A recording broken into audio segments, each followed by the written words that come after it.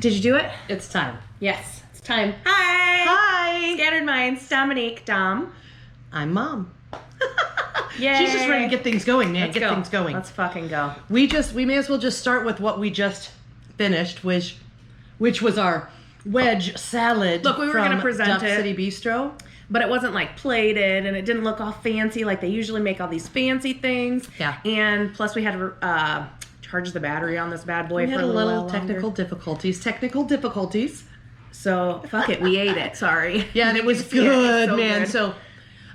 So, wedge salad, blue cheese. Oh, and they made these cute Wedge like of lettuce. twisted bacons. It's one of their specialties. It's candied bacon. Candied. And it comes on the wedge salad. Yeah.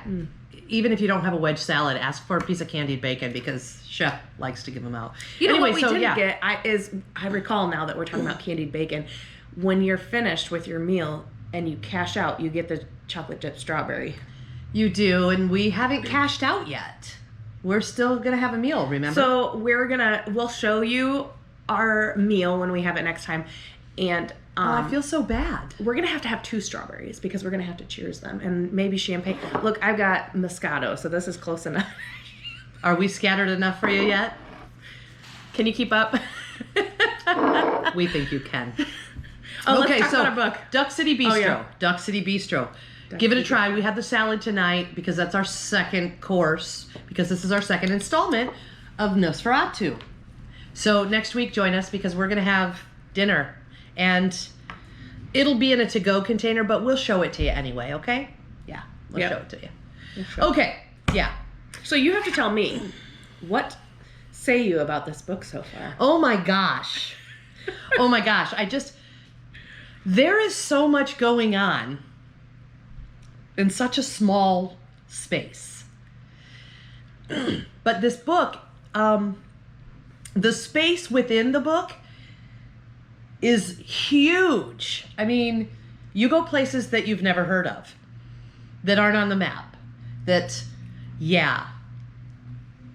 I'm really impressed. And now I'm just like, oh my gosh, I can't put it down. I want to read it. I want to read it. I want to read it.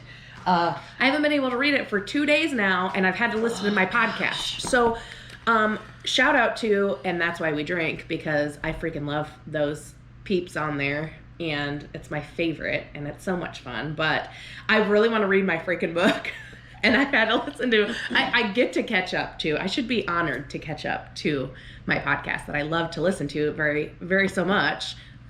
Because I don't ever get to listen to it, but I read. I like to read, and so and the reason she hasn't been able to read for 2 days is because she got way too far ahead, and she's on like page 500 now. And I've read this before, so need to calm we're down. trying to space it out, right? So we are at a point.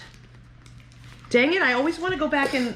Oh, I stopped it right here. Look This is up where we were. This is where we were when we started. Oh my so gosh, we're at the You're hammer. welcome. You're welcome. So this is where we left off, and I think we Yeah. talked about this bone. We hammer, showed you or- this. Yes, Yeah. yes. Bone hammer last time, and so after the bone hammer, I tagged this page just because You liked that one. this becomes significant the now, key. The little and I what do had you to call look it? it up. This is called a tapper key. Tapper key, yeah. And it's Or tap it.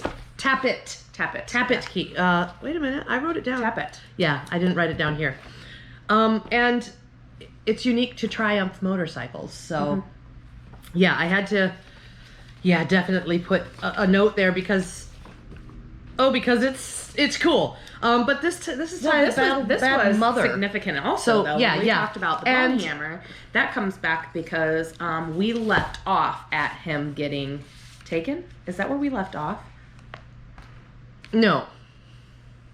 Hot. Yeah. Okay. This is. Oh, we left off where the guy got caught Burned. on fire. Yeah. He got burned so this alive. is why Charlie Manx was in prison and then in the hospital. Yeah. In the first place, because he burned this. We told you about that. Yeah. Soldier, young soldier guy alive. And then he went into the hospital. He went to a coma. Yes. In the hospital. Yeah, we did talk about this. Well, what happened from that is that dude woke up from his coma, okay? In the autopsy room. In the middle of his autopsy. He had been nobody was autopsied. there. They explained the Y cut that they do in your chest when you die. They took his heart out and weighed it and put it back. Yep. And then dude got up and pretty much walked out. Charlie Manx. Yes. So, Mr. and Manx. yeah, you get to that point and you're like, what the? Yeah, and not only did he get up and walk out, but he depantsed a guy, a guard, a security guard. He took his gun, he took his pants. So the security guards didn't see him, by the way. It was all dark in the room when this happened. He went into the room and heard the bed move, like a squeak of the wheel or something. Yeah, that's what he heard. Knocked out. Yes. Because Manx took the bone hammer. Right, but you don't know that it's Manx. I mean, you do because he was on the autopsy table, and this security guard was taking pictures with dead bodies. So yeah, he was a freaking weirdo. He was a weirdo and got what he deserved, in my opinion. And Charlie Manx stole his car. So they don't say Charlie got up and did this. They just tell you that the security guard came back in, he heard this noise, he got knocked out, and then Charlie Manx's body was gone. Mm-hmm.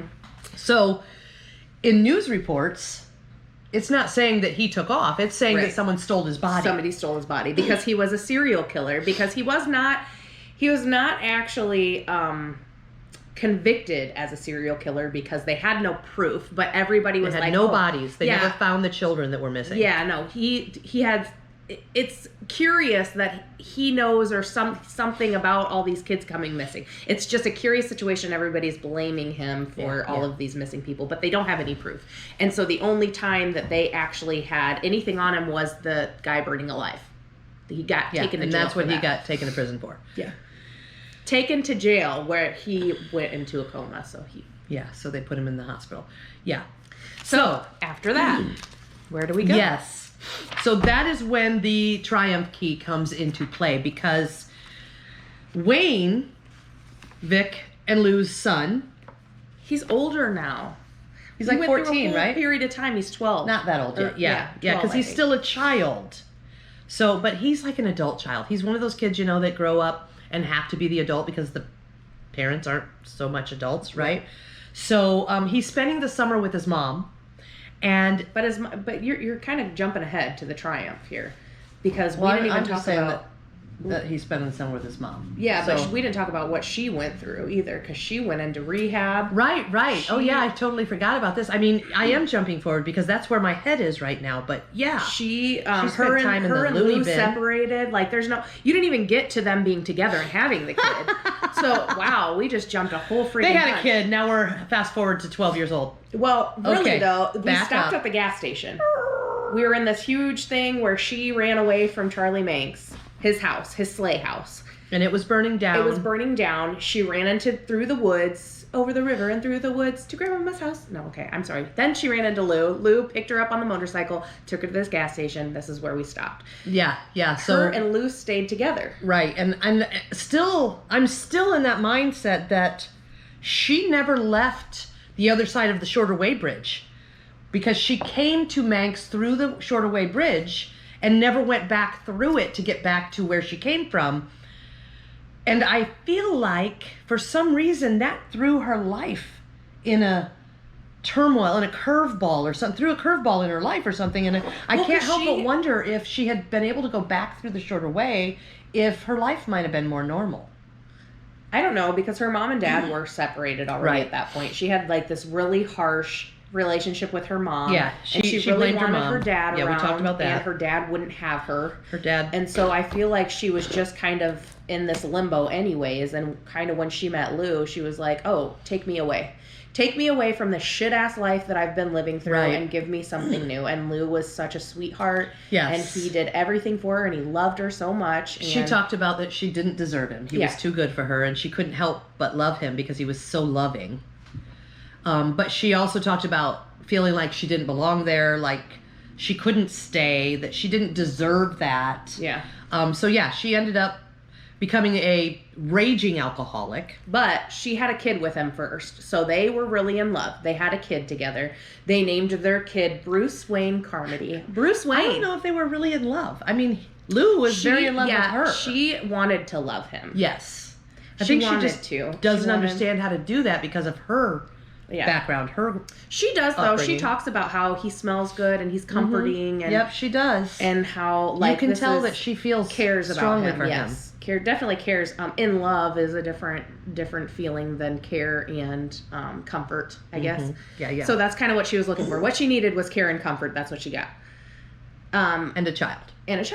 And she obviously was a child herself, so she didn't really know how to raise a child. And she was kind of stuck in this, oh, well, now I have to live in this shitty living with diapers and shit smell all over. And you kind of got to get used to that when you have a kid. It's kind of like, it's a damn shit show. Everything is. It is. But she also goes through the Huge thought process depression. Of, Like, why did I bring this child into this world? mm-hmm. I don't know what I'm doing. I don't really want to do it. But she also doesn't loves have anything him. for herself. You know, she understands, that he's very precious to her. Right, but she just, we didn't touch on the fact that when she was in Charlie's house, she answered a phone call that came from Christmas Land. Yeah. And so after she had Wayne, who, their son, he doesn't like to be called Bruce. He likes to go by Wayne. But afterwards, she started drinking more and created a comic book kind of series, like a graphic novel or something. Yeah. But she started getting these phone calls again from Christmas Land, from the children in Christmas Land who were saying they wanted to play with her, and they were hungry because she had taken Charlie away. Yeah, because Charlie wasn't home. Because he was bringing food to them. Yeah. I know, I'm like... Right, I'm still confused as to what food this vampire takes himself and brings to the children, because he doesn't seem to be a bloodsucker yet. Don't look at her face. I'm not saying anything at all. So I'm kind of confused about that, but you get that these are his kids and they're looking for him, and so they're calling her. So there's many kids. I think the one that called in his house was his actual child. His child. Daughter. His daughter. Yeah. So he had 2 children? Was that what, or did he just I don't have remember. one? I thought it was the one. Okay. I'm trying to remember the picture. Yeah, I don't. There was was significant too. A draw ring. Yeah, a draw ring. In the kitchen. Above the drawing board. So I'm sure it's back past where I am, because I'm just... Most definitely. But right here, look. Oh, there you go. That's So, there it is. There's the kids. Okay, those are both his kids? I think so, yeah.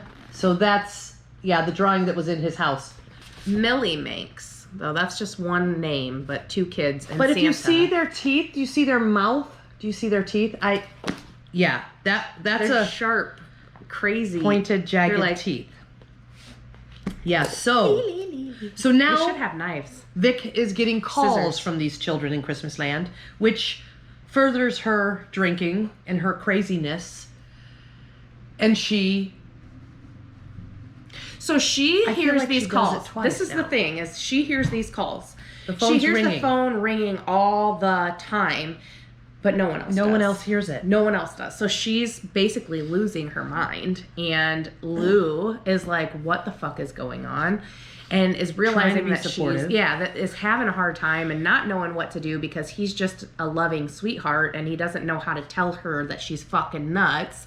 And the kid is also like 2 or 3 and at this point. at this point, and so doesn't understand what's happening. And Lou's like, okay, I think I need to take the kid away from this situation. So he ends up removing the kid, and then she just falls. Well, he goes to into, like, his alcohol. mom's. I think Yeah. he takes the kid to his mom's, and then she freaks Dives out, deep, man. and basically burns their house down. She throws the cell phones in the oven. All the phones in the whole house and turns it on. Yeah. And not meaning to burn the house down, but then she leaves. And she's drunk. She ends up going into town and breaking a window down in town That's with a right. bottle of whiskey. Right. Throws it right through the window because she thinks that she hears or sees These kids in Christmas Town. And so she's losing her shit, and then she ends up having to go to rehab. Well, this is quite a big span that we've jumped. See, too. yeah. So where that bookmark is for you, where the hammer is. Oh yeah, that's right. Is about a 10-year time period. Uh-huh. And so we go through a lot of stuff. A lot of things happen. But basically she goes into Yep. the loony bin, and then, well, she goes to jail first and then the loony bin, and then she goes into rehab because she tries to drink away her craziness. And so when fast she forward gets to out, the time that she gets out and she's trying to keep her life together and not drink and not be crazy. And she is diagnosed as schizophrenic. Yeah. While she's in her recovery. And so she's taking medicine for schizophrenia. Lithium. I was gonna say that. She's getting fucked up. But it's keeping the phone from ringing. Yeah. She's it's keeping and she's able to continue her sane. Artist, whatever, illustrating, yeah. whatever she has, book writing skills. So it gets to where she's made like 2 or 3 books now. Yeah, she's had Short Circuit. And no, not Short. It's something made quite a search engine. Yeah. Made quite a bit of money off of it. Spent quite a bit of money from it too. I mean, she's not rich by any means. No, but where it starts coming in is her mom is getting real sick and her mom is dying. And oh yeah, so she goes to take care of her mom. Her mom, who she does not have a good relationship with. No. And still hasn't talked to her dad since she was a kid, basically. She just wrote her dad off, wasn't even going to talk to him. He pretty much did the same to her, Yeah. so she did it to him, yeah.